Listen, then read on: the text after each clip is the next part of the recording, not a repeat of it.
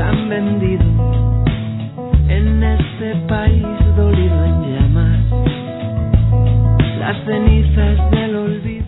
Vigencias, un intento de aprendizaje a través del repaso de hechos y personas que hicieron eso que reconocemos como historia. No recuerdan qué pasó y si recuerdan no lo cuentan bien. Lo conduce Beto Cepa, hasta las 19.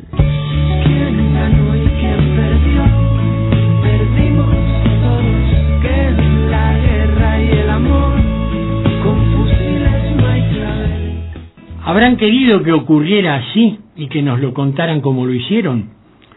Fueron protagonistas de acontecimientos que torcieron el timón del destino tal como hoy lo conocemos, y los buscaremos con la guía de la historia en rescate de lo que seguramente más quisieron: trascendencia en el tiempo. Después de todo lograron que midiéramos ese tiempo también por lo que ellos hicieron. Entonces intentaremos acercarlos y acercarnos a aquel objetivo. Sus vigencias les y nos darán lo más reconocido de sus legados, e intentaremos reconocerlos. Buenas tardes, ¿cómo les va? Soy Beto Cepa, me acompaña Laura Eva Locina Torres en la operación técnica, y arrancamos así esta búsqueda de vigencias.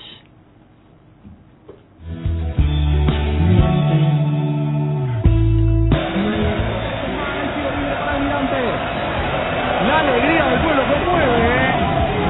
Miren cómo está la gente, cómo ha cambiado el ambiente en Brown. Campeón Almirante. Almirante Brown es campeón de la primera B metropolitana.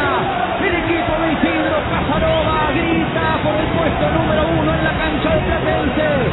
El barrio Casanova, Atalaya, San Miguel, San Carlos, San Alberto.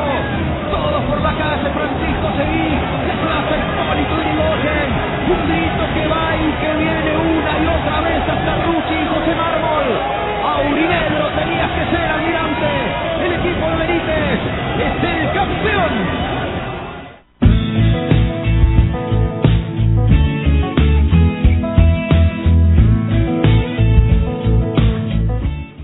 Era la tarde del 7 de diciembre de 2019 y en el estadio Ciudad de Vicente López, la cancha de Platense, el club Almirante Brown se consagraba campeón del torneo Apertura de la Primera B Metropolitana.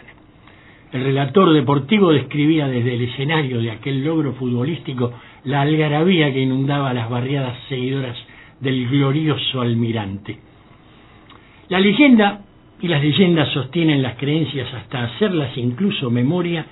Cuenta que allá por 1912 una muchachada entusiasta del fútbol decidió crear un club representativo del Pago de San Justo, allá por el oeste del Gran Buenos Aires. Y eligió el nombre de aquel marino de origen irlandés que comandó por mares y ríos la lucha por la causa independentista primero y por nuestra soberanía después, porque se cumplían 100 años desde que se le hubiera otorgado la nacionalidad argentina. Bueno, una forma de decir poco ajustada en realidad para unas Provincias Unidas que en 1812 aún no se atrevían a declararse independientes, pero que sin embargo la encaraban a los sablazos, a los tiros, a los cañonazos contra la corona española. Ponele. Pero claro, esos muchachos invocaban a don Guillermo Brown y de él hablaremos hoy.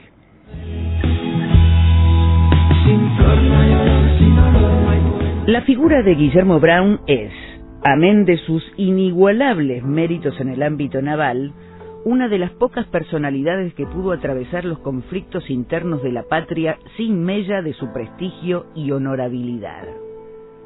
Brown nació en Irlanda el 22 de junio de 1777 en una familia profundamente católica.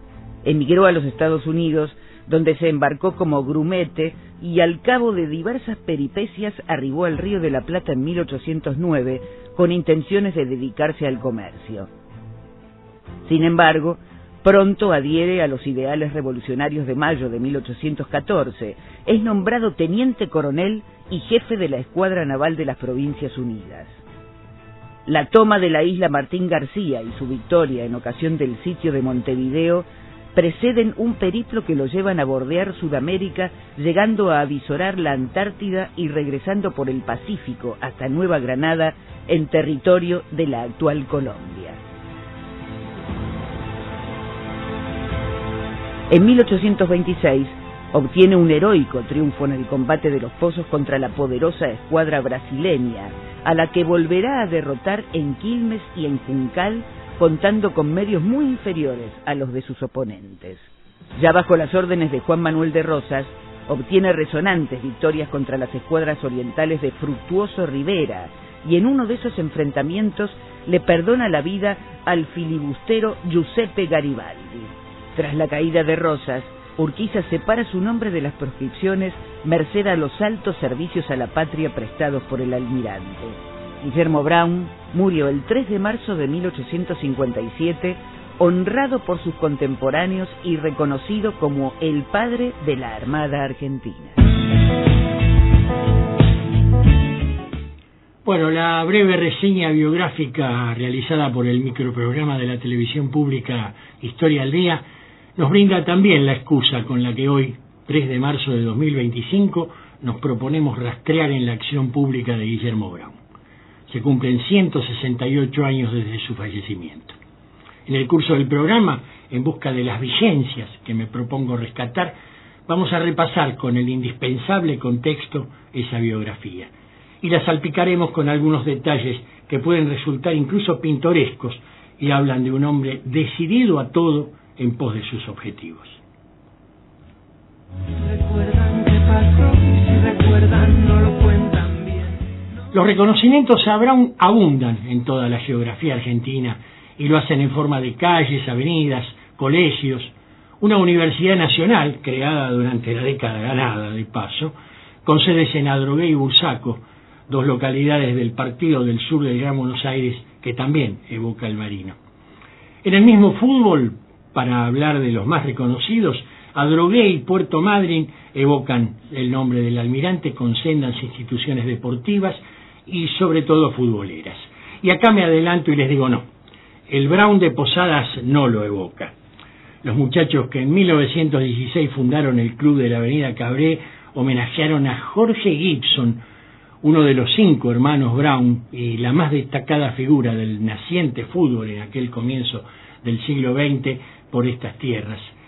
Lo hacía con las camisetas del mítico Alumni de la selección argentina de las que fue capitán.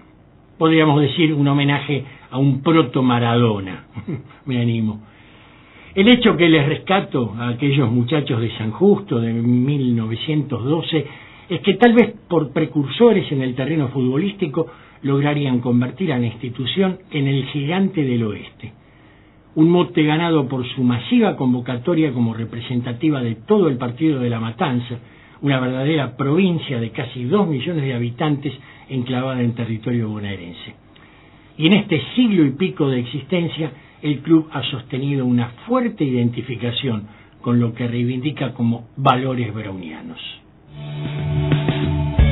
¿Quién ganó y quién perdió? Perdimos.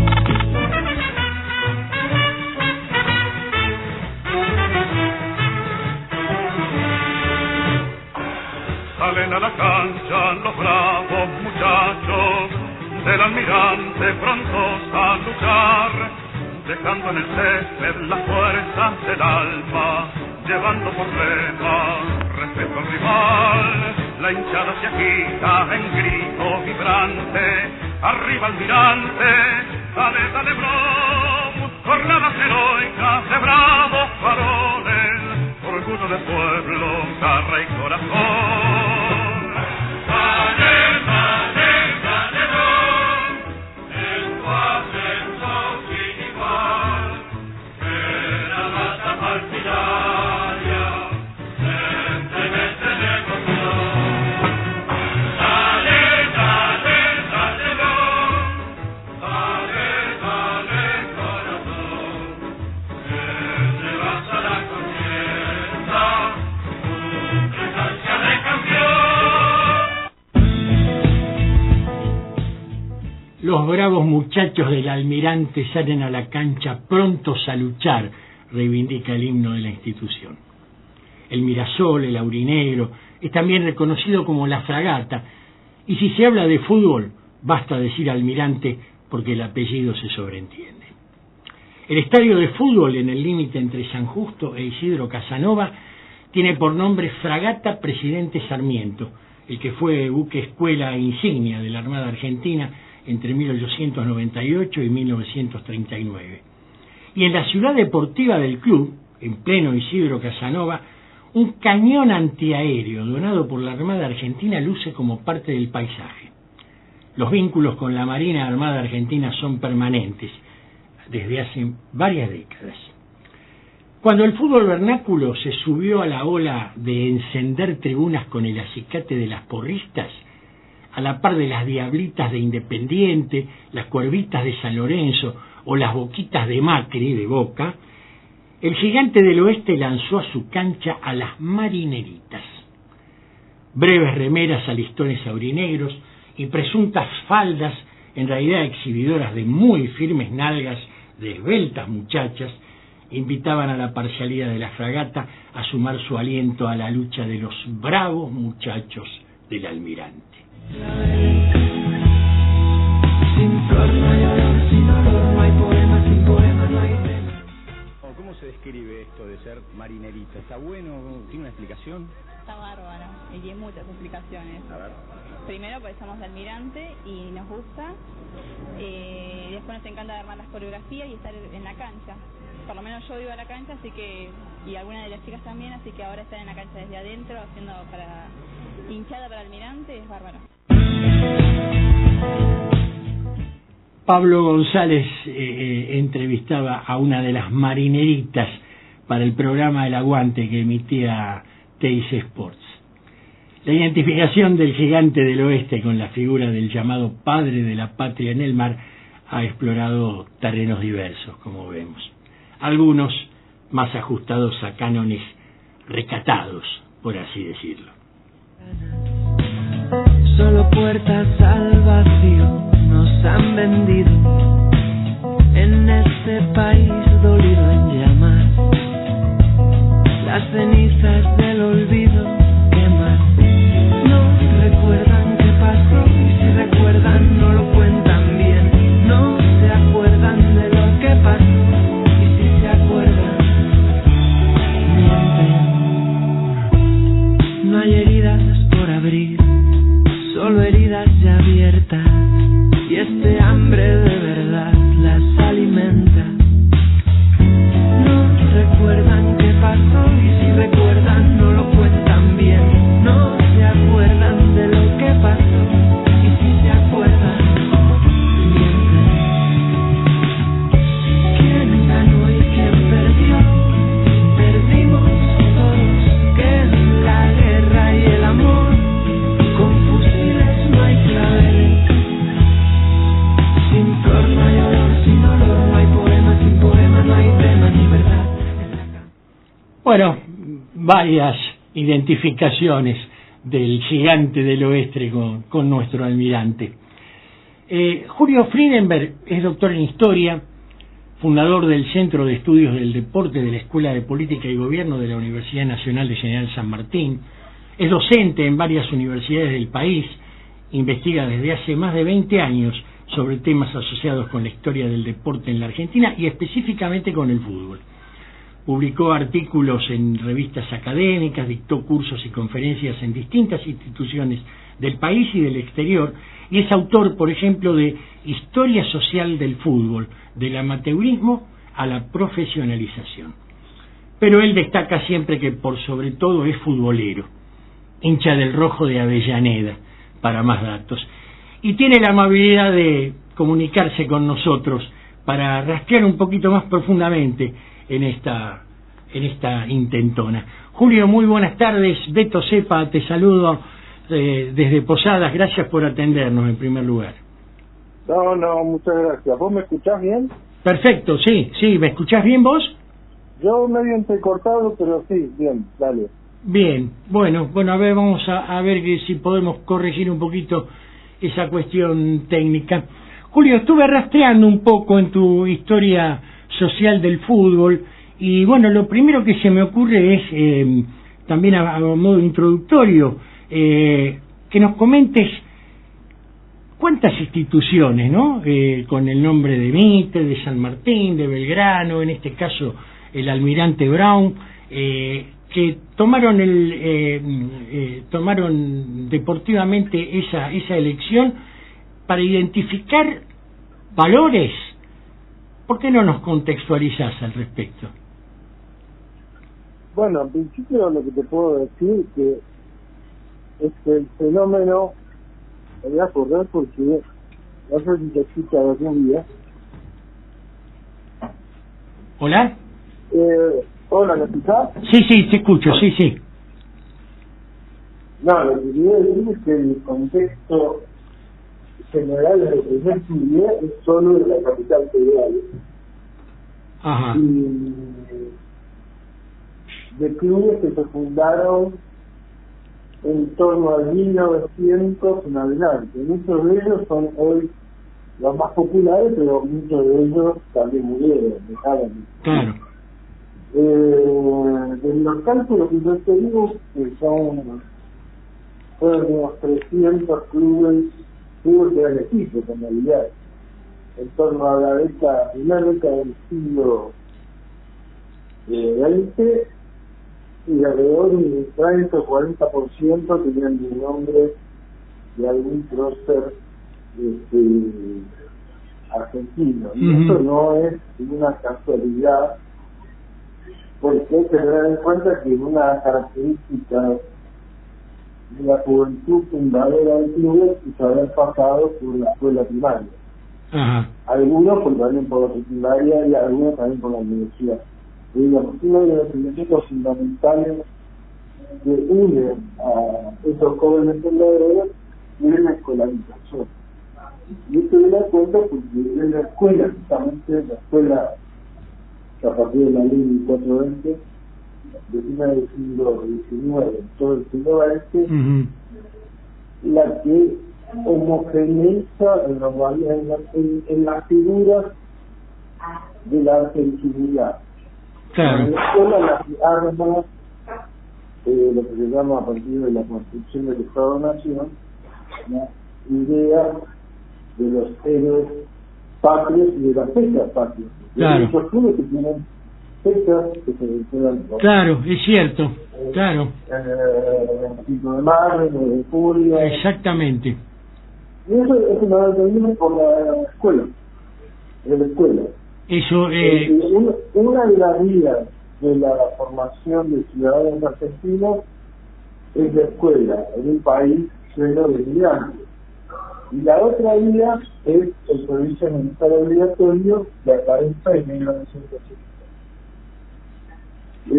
Esas son las dos vías a través de las cuales el Estado construye el grupo ciudadanos argentinos. La idea es, Julio, y algo estuve repasando de tu trabajo sobre la historia social del fútbol, que de alguna manera al elegir también la figura de determinado prócer, los fundadores de esas instituciones también buscaban alguna identificación con los valores que identificaban a ese prócer, por llamarlo de alguna manera, ¿no? Bueno, podemos discutirlo. Ajá. Yo creo que viene por otro lado la cosa, viene más por el lado de diferenciarse con sus padres inmigrantes, armar una identidad propia.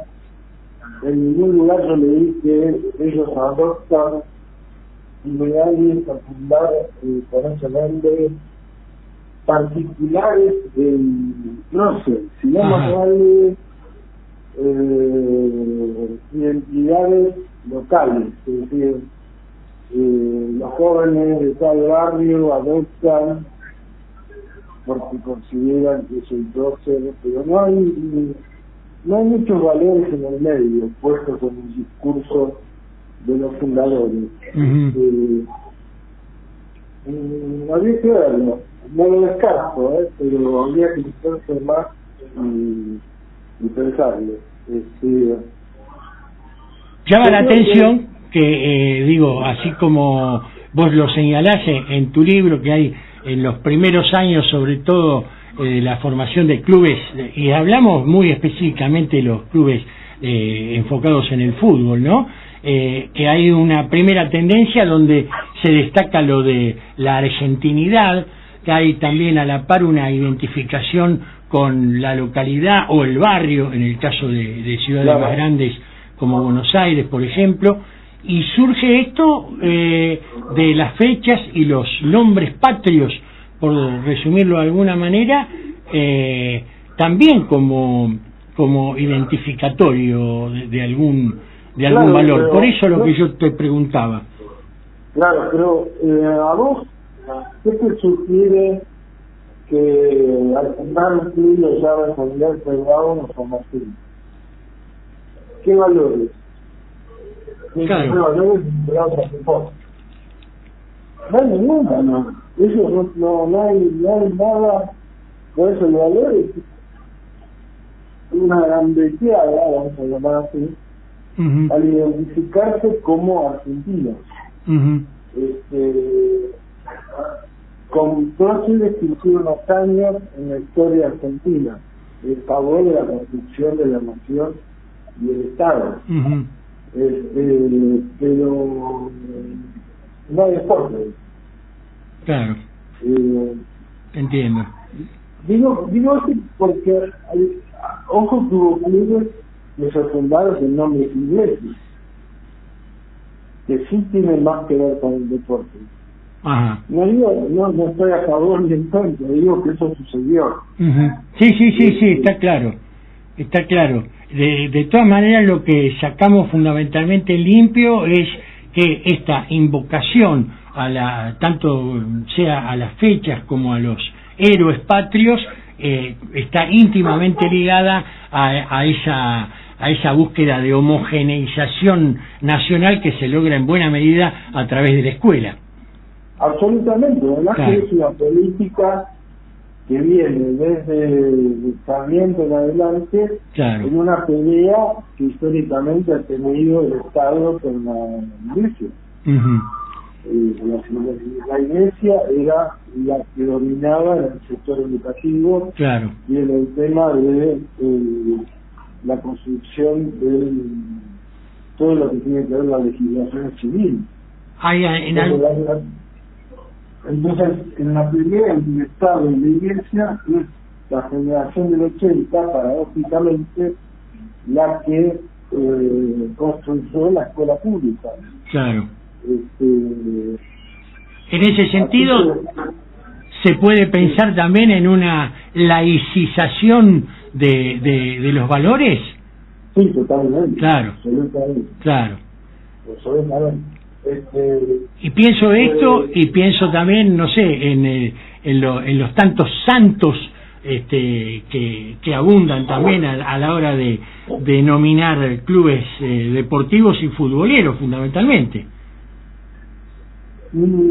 Por ejemplo, bueno, nada menos que San Lorenzo, por ejemplo. No, pero San Lorenzo no tiene... Claro, fue un fenómeno barrial, ¿no? Un fenómeno único. Claro.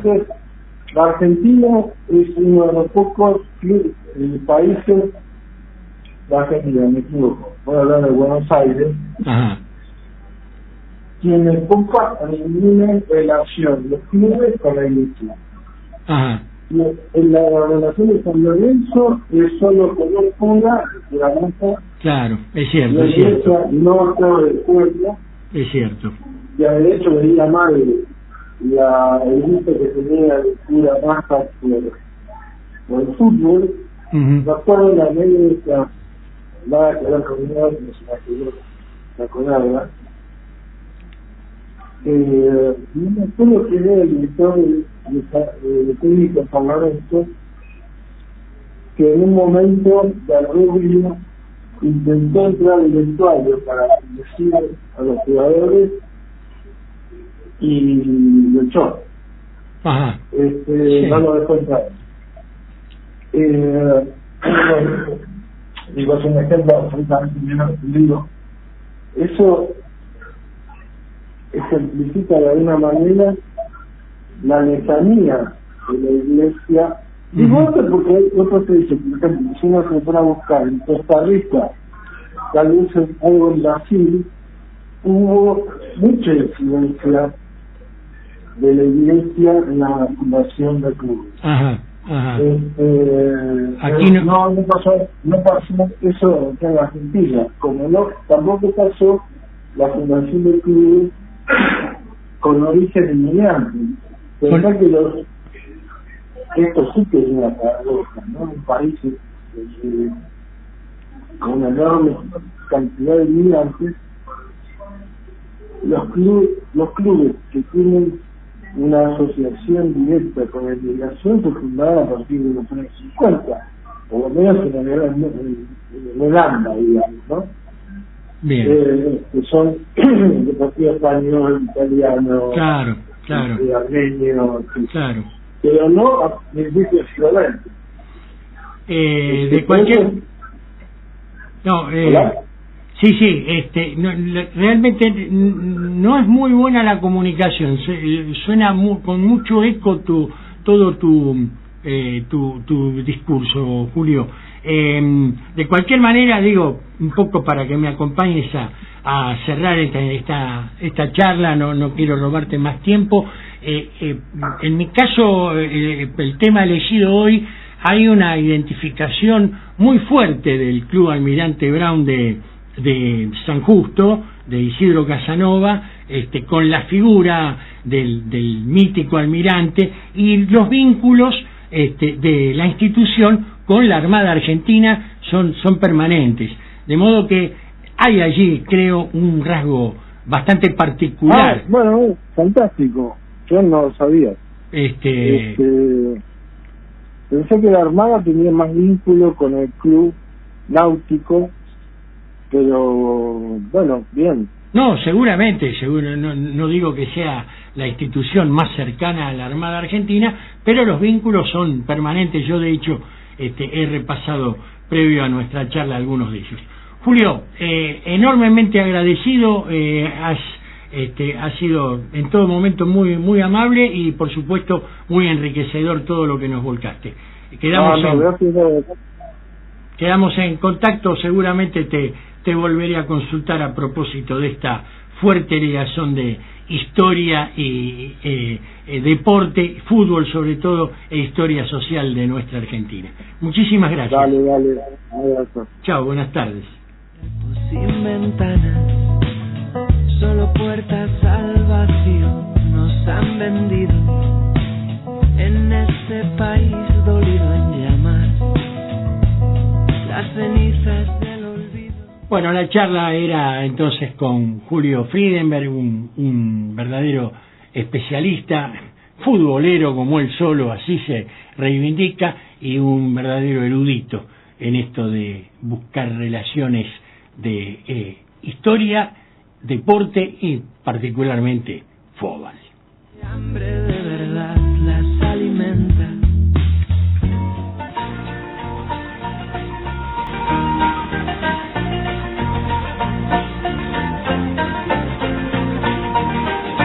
From a county Mayo town came a man of great renown. As a sailor and a soldier was none bolder.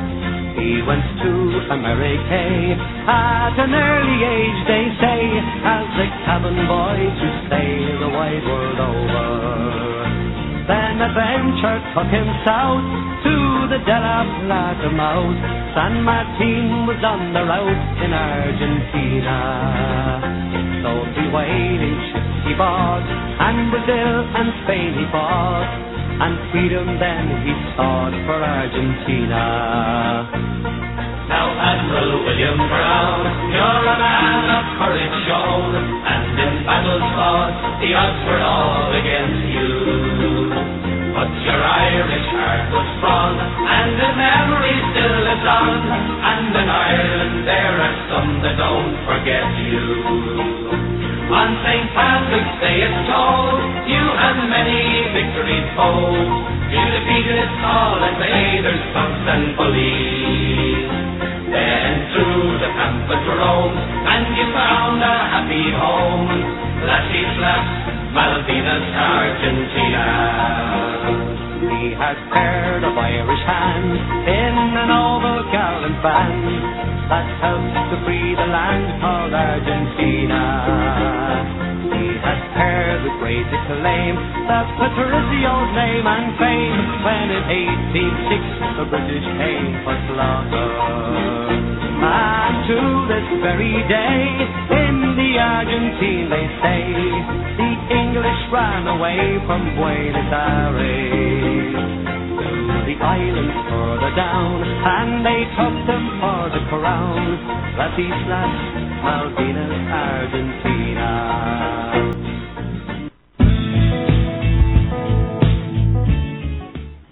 Las Islas Malvinas Argentinas. Admiral William Brown se titula este tema. Bueno, escuchamos un fragmento. En realidad lo interpreta la banda irlandesa The Wolftones, nombre que en realidad además evoca a una de las figuras, considerado uno de los padres del republicanismo irlandés, de aquella independización del Reino Unido que tanta lucha ha llevado. Bueno, en este caso Don Wolftones vivió allá por los comienzos del siglo XX. El tema es más largo y aunque no nos detendremos a traducirlo completo, sí podemos subrayar que en esta reivindicación de Brown se destaca la fortaleza de su corazón irlandés, por supuesto. En algún momento lo habrán escuchado, a lo mejor invoca a San Martín, y destaca textual, refiriéndose a Brown en este caso: derrotaste a todos los invasores, matones y prepotentes. Claro, típico de una prédica irlandesa contra el dominio inglés, medio que en algún momento saca de la galera un estribillo que invoca a las Islas Malvinas Argentinas, como escuchamos. Aparecen así de la nada, se puede decir, pero más adelante, y siempre hablándole a Brown, dirigiéndose a la figura de su almirante nacido en tierra irlandesa, explicará que los invasores robaron las islas de tu país. Y en algún momento rematan: los irlandeses todavía te apoyan, Argentina. ¡Qué grande!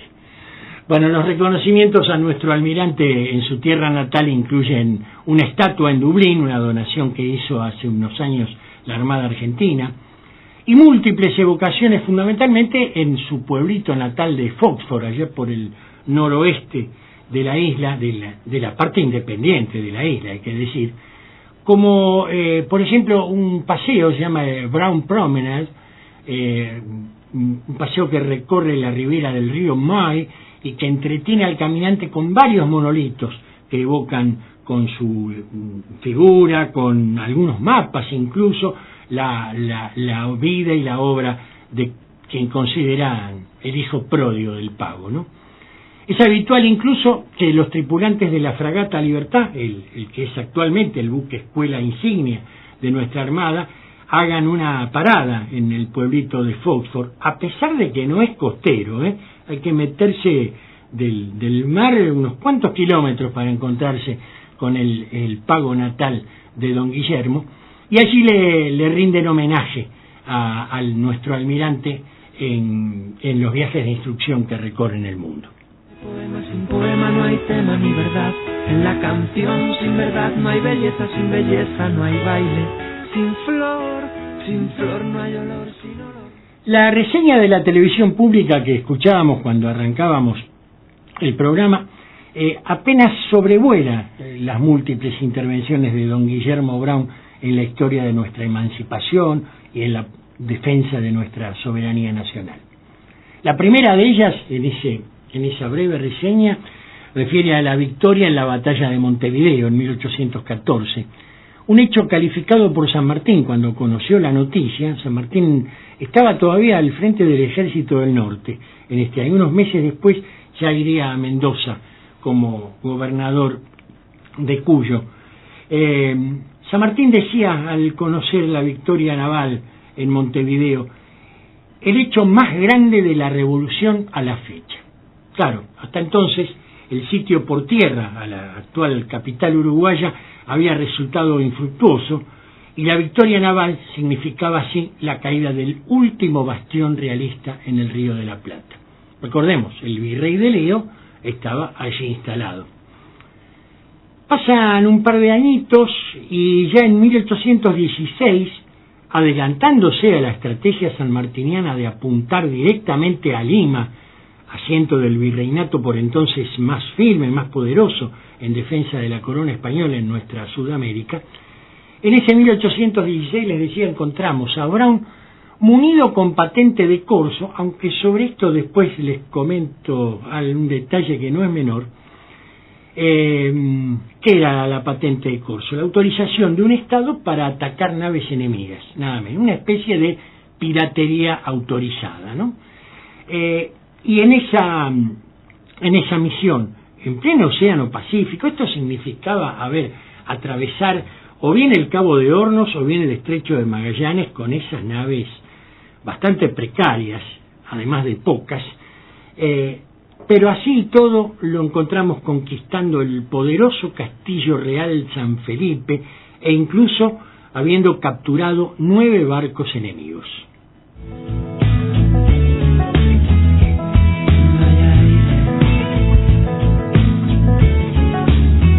Ahí entre los barcos enemigos que capturan estaba un importantísimo personaje que era el gobernador de Guayaquil, el conde de Florida Blanca y su sobrina la condesa de Camargo. Bueno, hasta ese momento el Callao estaba invicto. Esta es la primera derrota que sufren de parte de las tropas revolucionarias, y esto envalentona a Brown y Bouchard, que con esta flota deciden seguir camino hacia Guayaquil, a las cercanías de Guayaquil, ¿no? Sí, además prueba que el Callao podía caer, o sea, exactamente.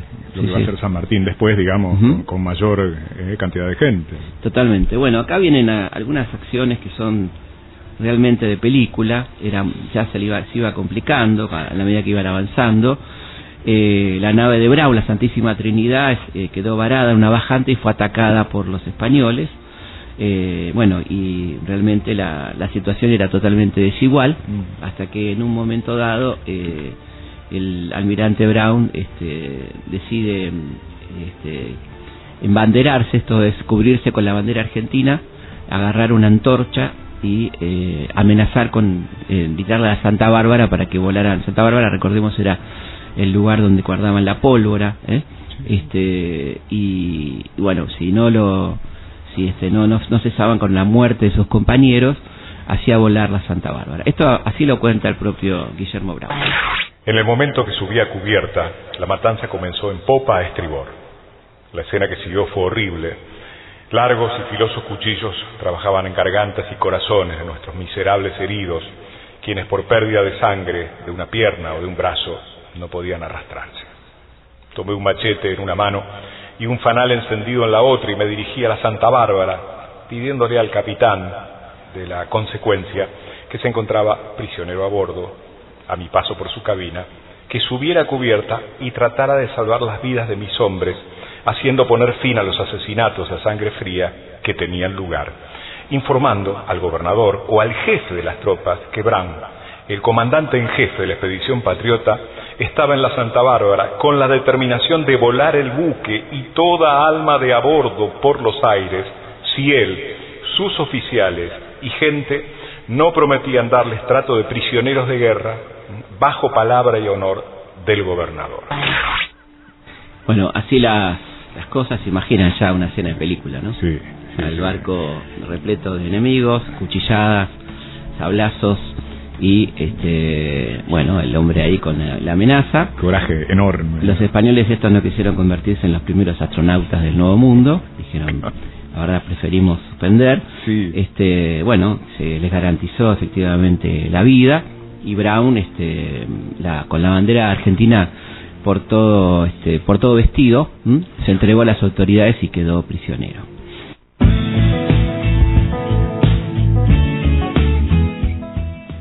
Escuchábamos Inconfundible, ¿no? Felipe Piña nos relataba este episodio cinematográfico. Es muy poco el calificativo para tamaña acción. Lo hacía en el programa Historias de Nuestra Historia, que se emitía por Radio Nacional en épocas mejores para nuestra Argentina. En el relato Piña mencionaba a Hipólito Boullard. Se trataba de un marino francés que en ese momento actuaba bajo las órdenes de Brown y de quien ya nos ocuparemos en algún próximo programa. El hecho histórico es que Boullard, en otro acto digno de llevarse a las más espectaculares escenas cinematográficas, rescata a Brown de aquella prisión cuando ya estaba sentenciado a la horca y logran evadir de aquella fortaleza de Punta de las Piedras de Guayaquil. De allí ambos marinos pasan nada menos que a las Islas Galápagos, donde finalmente se dividirán los periplos de cada uno de ellos. Pero para contarles, ¿no? En esas Islas Galápagos el almirante encarará un pretendido y en realidad después frustrado regreso al Plata, aprovisionado con decenas de tortugas cuya carne sería en los meses siguientes la principal ingesta para él y para toda su tripulación. Sin verdad no hay belleza, sin belleza no hay baile, sin flor no hay aire. Bueno, en los 2 años siguientes lo encontramos a nuestro almirante envuelto en una sucesión de peripecias que lo han tenido primero prisionero de los ingleses en la isla Antigua, sí, allá en pleno mar Caribe, después litigando en Londres, primero por su libertad y después en resguardo de algunos de sus bienes, litigando nada menos que contra la corona inglesa y contra la corona española también. Mientras tanto, en Buenos Aires, su esposa pasaba las de Caín. Las de Caín. Claro, acá viene la aclaración que se merecía aquello de la patente de corso con la que había actuado en el Pacífico.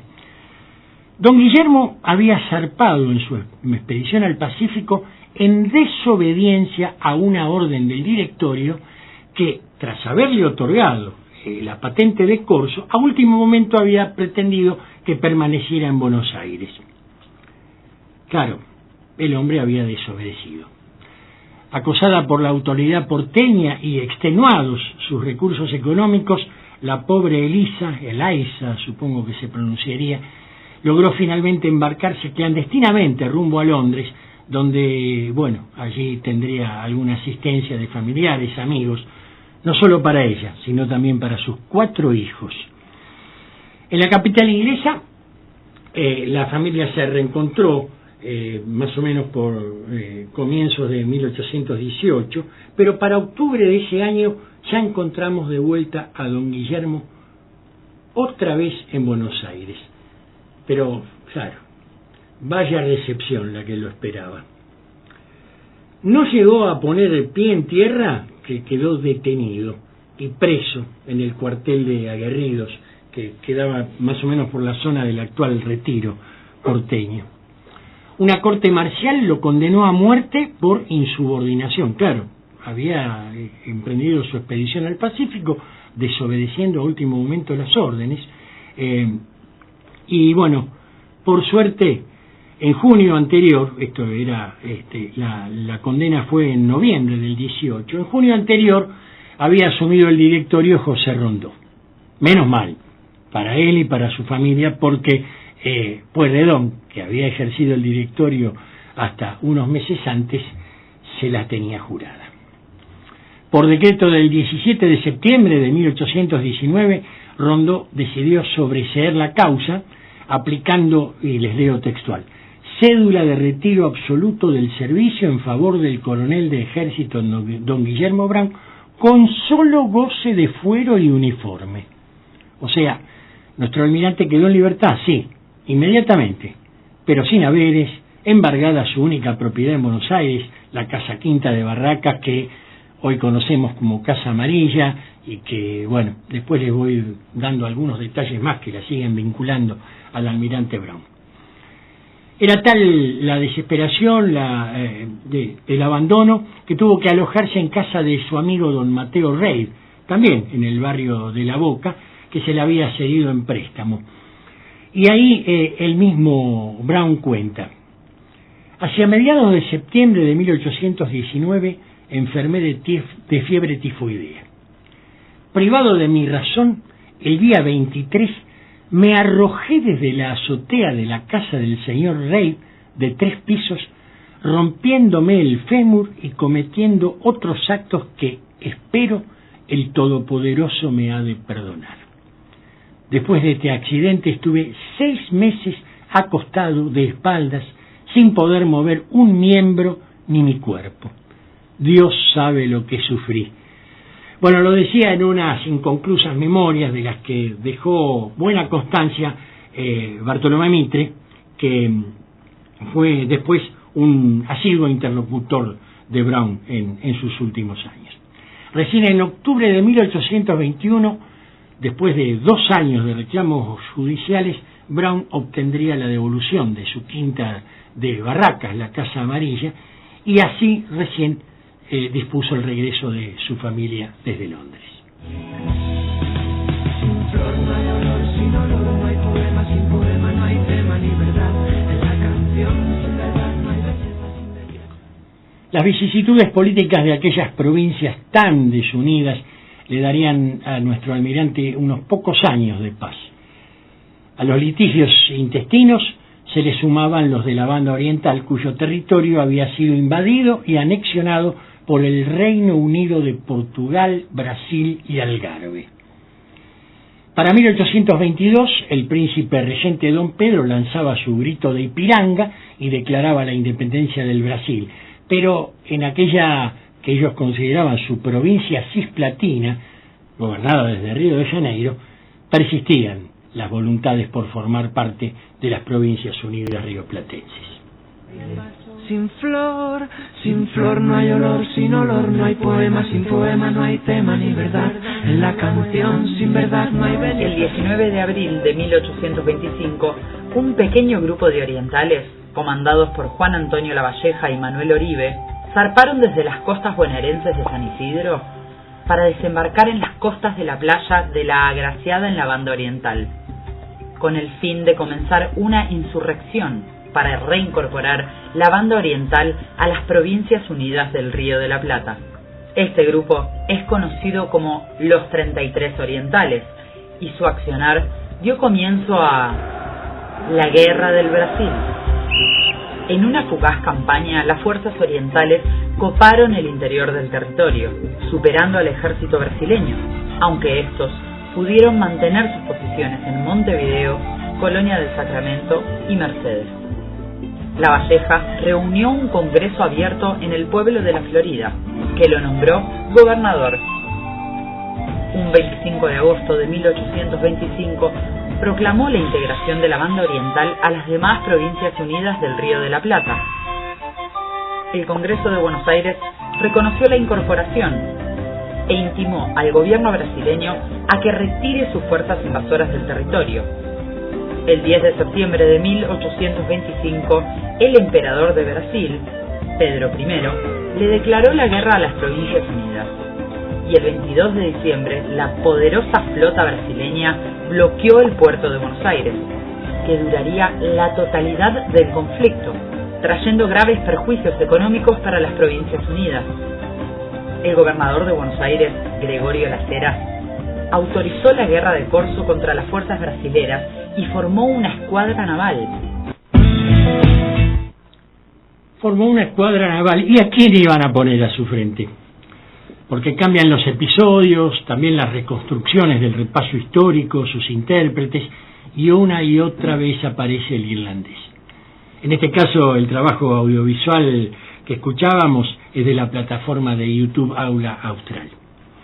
Bueno, de aquella guerra con el Brasil quedarían múltiples evidencias de la astucia de Brown para mantener a raya a la poderosa flota de don Pedro I, con victorias y hasta algunas derrotas, tanto en el Río de la Plata como en aguas del río Uruguay.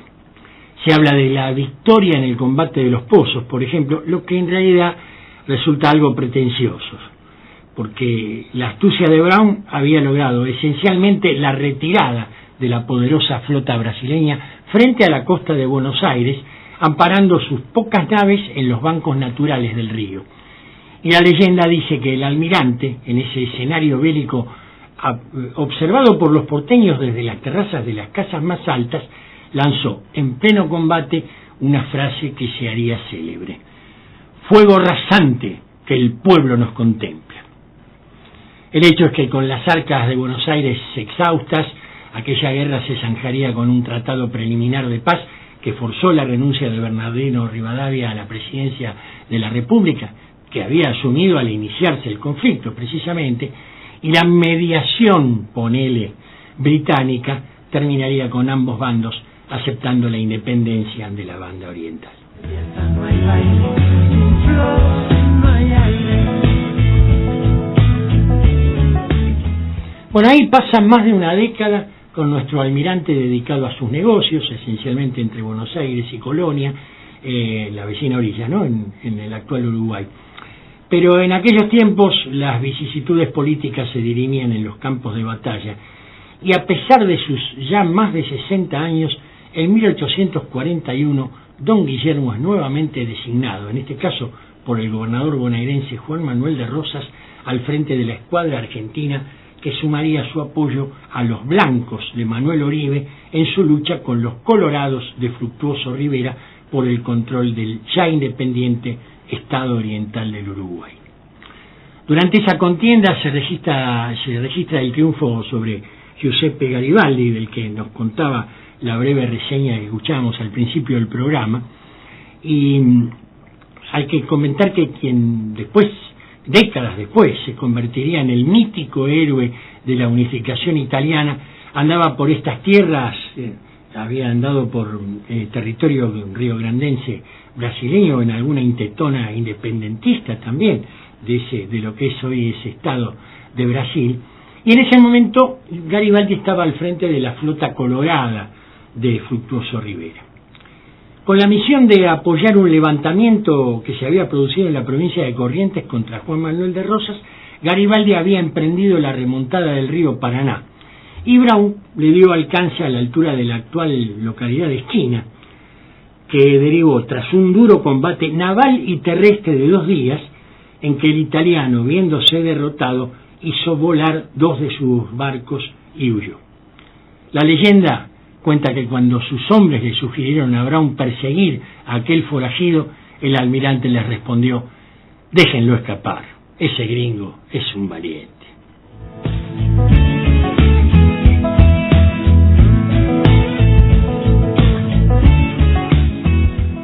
Bueno, el desenlace de aquella contienda, con una escuadra argentina asolada por navíos de guerra franceses, ingleses, norteamericanos, brasileños y hasta alguna nave sarda, porque don Giuseppe Garibaldi había dejado su huella por aquí, todas esas naves comprometidas con las pretensiones colonialistas anglo-francesas en el Plata, decía, el final para Brown fue oprobioso, casi podríamos decir. Con órdenes de no seguir presentando batalla e incluso preso de un buque inglés, definitivamente Brown abandonó el servicio naval, y esta vez sí, fue para siempre. Su apellido, sin embargo, diría presente también en el combate de la Vuelta Obligada, unos meses después de ese retiro definitivo, porque allí su hijo Eduardo estuvo al mando de la batería que desde tierra, bautizada con el nombre de su padre, cañoneaba a la flota anglo-francesa mientras intentaba surcar ese vallado de cadenas y botes atravesados en aquel recodo del Paraná, en defensa de los derechos argentinos sobre la navegabilidad de nuestros ríos. Perdimos todos que en la guerra y el amor, con fusiles no hay claveles, sin flor no hay olor, sin olor no hay poder. Se acaba de firmar esta resolución que tiene el pliego del llamado a una licitación pública, nacional e internacional de concesión del dragado y balizamiento. El nombre técnico verdadero es vía navegable troncal, fundamentalmente, que va a permitir sacar del país toda la producción agroindustrial, que es mucha, que hay en la Argentina. Así que en buena hora que hayamos podido conciliar los distintos intereses en este pliego, en reuniones que hemos mantenido con el presidente de la Nación y los gobernadores de estas provincias. Lo que se pretende aquí es que todas las empresas nacionales e internacionales que están en el tema del dragado y balizamiento puedan participar de un negocio único en la Argentina como es este, que nuevamente se pone a consideración de los actores privados para su concesión. Un negocio único nuevamente puesto a consideración de los sectores privados para su concesión, decía el jefe de gabinete Guillermo Francos hace unos meses, noviembre pasado nada más. Lo hacía al anunciar el después y por ahora suspendido llamado a licitación para quedarse con los derechos de dragado y balizamiento del río Paraná, lamentablemente hoy más reconocido como hidrovía. Y podrán preguntarse, ¿por qué este salto cronológico tan abrupto? Voy a tratar de explicarlo. Es el intento de respuesta a una pregunta posiblemente inútil. ¿Qué actitud tomaría aquel irlandés afincado en este Plata ante este presente de una cuenca hídrica convertida en ese negocio único manejado por operadores privados foráneos? Contrafáctico, es cierto, pero también podríamos pensar en los puertos en manos privadas sobre ese río Paraná, sobre esa vía troncal por donde se va ese negocio único. ¿Se acuerdan de lo que pasó? Y si se acuerdan, ¿quién ganó y quién perdió? Perdimos. Nos acercamos al límite horario de esta primera edición de Vigencias. Es mucho lo que ha quedado en los borradores de este pretendido acercamiento a la vida de un hombre que durante 3 décadas y hasta sus casi 70 años relegó familia, negocios, cualquier interés personal, primero en apoyo a nuestra emancipación y después en defensa de nuestros derechos soberanos como pueblo independiente. Buena parte del material aquí volcado lo extraje de un repaso biográfico de nuestro almirante elaborado en 1997 por el Instituto Nacional Browniano, que tiene su sede en esa Casa Amarilla, esa que fue la quinta de Brown, ahí en el barrio de La Boca. Desde 1996 este instituto tiene rango de órgano oficial del Estado argentino, pero en realidad su existencia se remonta a 1948, por iniciativa del Rotary Club de Almirante Brown, acompañada, según reza el sitio oficial, acompañada por autoridades locales, directores de escuelas, representantes de la prensa, delegados de diversas instituciones y vecinos del partido con cabecera en Adrogué. En el decreto que puso a la institución en la órbita del Estado se estableció, y les leo textual, su actividad es de carácter histórico-patriótico. Cumple sus fines por medio de la investigación y la exposición de la vida y la obra del almirante Brown, de sus colaboradores y subordinados, la divulgación de la historia de la Armada Argentina, el estudio y la difusión de los intereses marítimos y fluviales argentinos circunscriptos a sus aspectos históricos. Circunscriptos a sus aspectos históricos. ¿Querrá decir eso guardado en un pasado sin más memoria que la que nos traigan esporádicos homenajes frente a esculturas alusivas, por ejemplo? Bueno, en tren de suposiciones, prefiero rescatar incluso el atrevido contoneo de las marineritas alentando a los bravos muchachos del almirante en la cancha de la fragata de Isidro Casanova.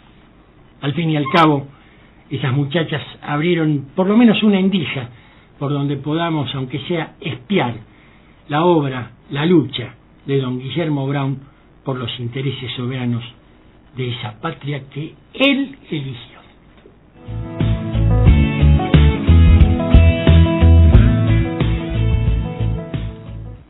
Y nos encontraremos el lunes próximo, si todo marcha bien. Gracias Laura Eva Lucina Torres por la operación técnica. Gracias Mariquita Torres por todo el soporte técnico que has hecho detrás de cámaras. Y bueno, ojalá que lo hayan pasado bien, que se hayan enterado de algunas cosas interesantes y que nos sigamos encontrando. Será los lunes de 6 a 7 de la tarde acá, en la 99.3.